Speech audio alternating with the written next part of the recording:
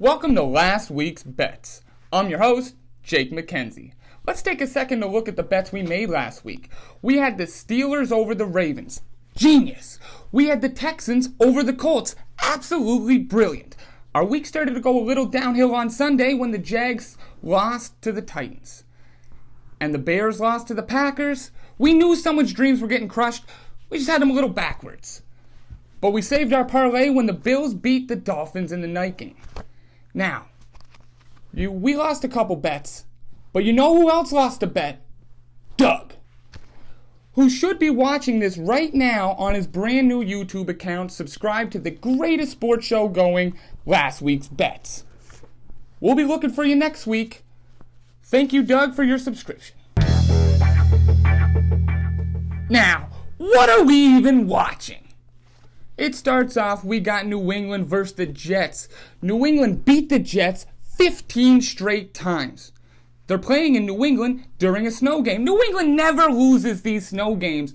Too bad, the Jets beat them 17-3. You got these two quarterbacks, both teams can't even put up 200 passing yards total, 158. That's all we get. Meanwhile, Breece Hall, the running back, goes for 178.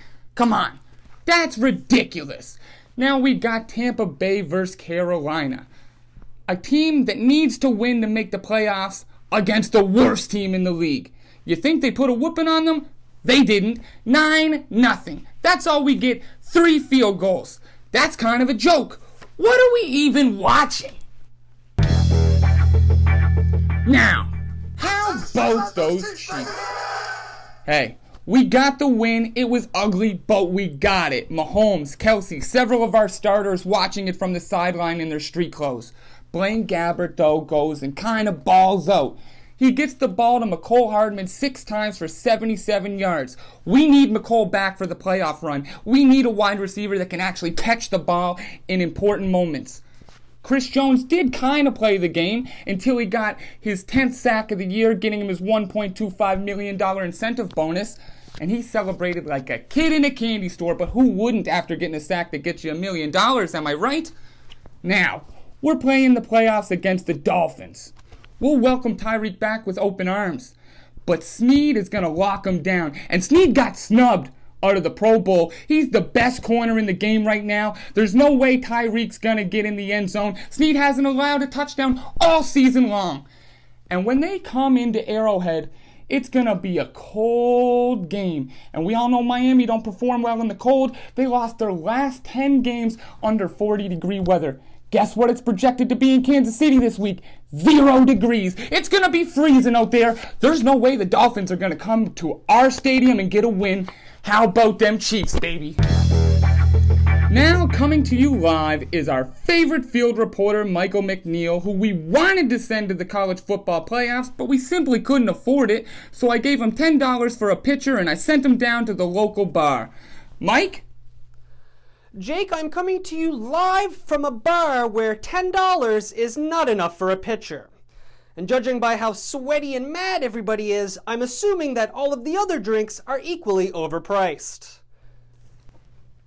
All right, well, were you able to get us any actual information about the game, Mike? Well, Jake, I asked the bartender if she could put on the college football playoffs, and I was promptly told no.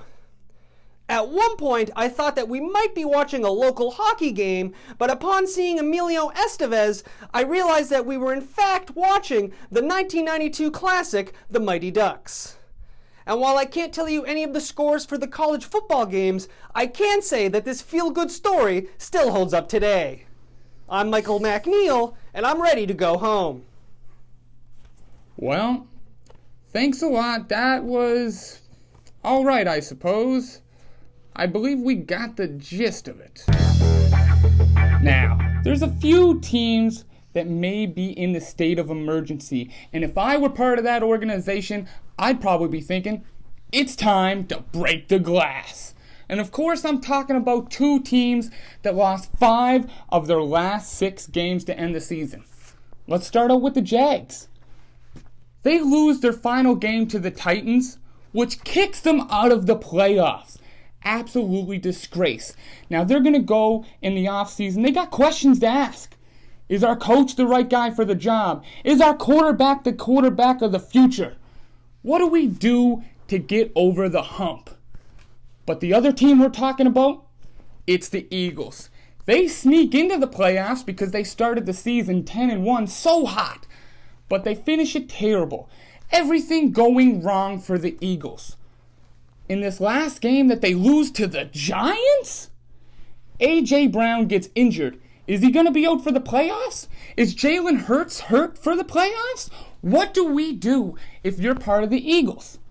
I think it's time to break the glass.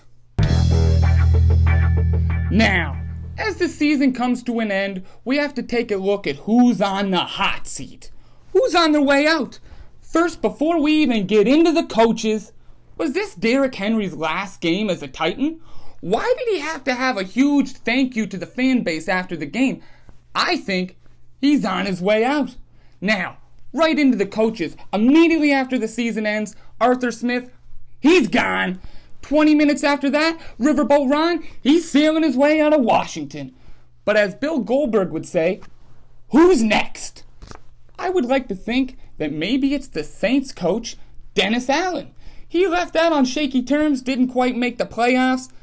And of course, we have to look into intern coaches. You got Antonio Pierce from the Ravens. I kind of think that he might not be on the hot seat. They like him. But the Chargers' Gift Smith, he's gone. Chris Tepper from the Panthers, he's gone. Now, people are asking about Mike Tomlin. I couldn't see a world where the Steelers get rid of Mike Tomlin, but people are asking for his job. And of course, the one that everyone's talking about, is this Bill Belichick's last game as a Patriot? There's no way. The most winningest coach in modern history going for that record? There's no way they get rid of him. But the rumor is he might be gone. Where could Bill go if he's not going to be with the Patriots? Right now, Bill's on the hot seat. Now, let's take a look at who's going to the dance. It's official. Get your dancing shoes. The playoffs are here. We got the Bills who won and they clinched the AFC East. We got the Texans who win and they get the AFC South. But the Jags lose. Get to stepping, Jags. You're not going dancing tonight. But we also got the Steelers who sneak in the back door because I'm pretty sure they didn't have a ticket to this whole thing. So our lineup for the AFC is we got the Bills versus the Steelers. We got the Chiefs and the Dolphins and the Texans and the Browns. Now, that's who's going to the dance in the AFC. In the NFC, hey, we got the Packers who controlled their own destiny. They win, they get in, and they did just that. The Bucks, they hold on to their dreams of going dancing. And hey, you know what? The Rams, all about their business. They knew who they wanted their dancing partner to be, and they wanted it to be the Lions. So they go handle business on the last week, beat the 49ers. So now we got the Cowboys versus the Packers, the Lions and the Rams, baby. Yes. And the Bucks and the Eagles for week 1 in the playoffs. And that's who's going to the dance. Now, let's take a look at next week's bets. We're going over the whole wild card weekend. First off, we got the Bills over the Steelers. That's an easy one. We don't even got to get into it. The Bills are taking the Steelers. Next, we got the Chiefs over the Dolphins all day. The Dolphins can't win in the cold. I already told you that. And I'm never betting against the Chiefs, especially in the playoffs. Then we got the Browns over the Texans. Hey, the story's over. I love you, CJ, but the playoffs has to be good enough for now. The Cowboys, they're taking down the Packers. Again, that seems pretty easy. Now we got the Bucks and the Eagles.